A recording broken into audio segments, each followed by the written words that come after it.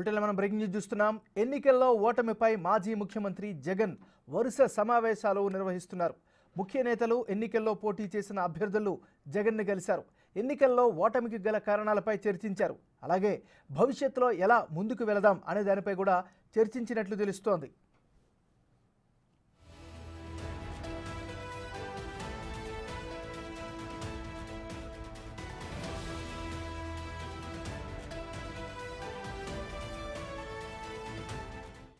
బులెటిన్లో మనం breaking news చూస్తున్నాం. ఎన్నికల్లో ఓటమిపై మాజీ ముఖ్యమంత్రి జగన్ వరుస సమావేశాలు నిర్వహిస్తున్నారు. ముఖ్య నేతలు ఎన్నికల్లో పోటీ చేసిన అభ్యర్థులు జగన్ను కలిశారు.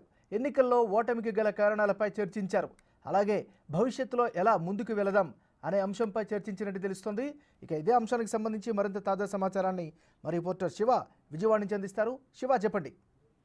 నాగరాజు, మొత్తం మీద చూసుకుంటే జగన్మోహన్ రెడ్డిని ఎవరైతే ఈ రోజు ఓడిపోయిన ఎమ్మెల్యేలు అలాగే గెలుపొందిన పలువురు ఎమ్మెల్యేలు కూడా ఆయన నివాసంలో ప్రత్యేకంగా భేటీ అయ్యారు. ఓటమి గల కారణాలని పూర్తి స్థాయిలో విశ్లేషిస్తున్న పరిస్థితి కనిపిస్తా ఉంది. ఎందుకు ఓటమి పాలవటానికి గల ప్రధానమైన కారణాలు ఏంటనే దానికి సంబంధించి కూడా విశ్లేషిస్తా ఉంది.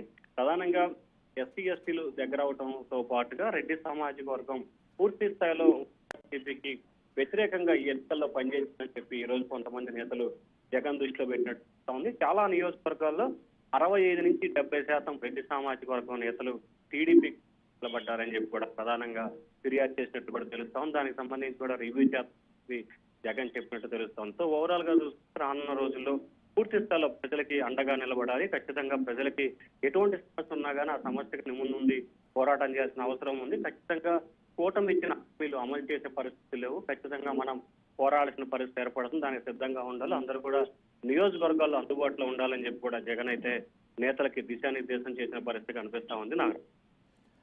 Right, thank you.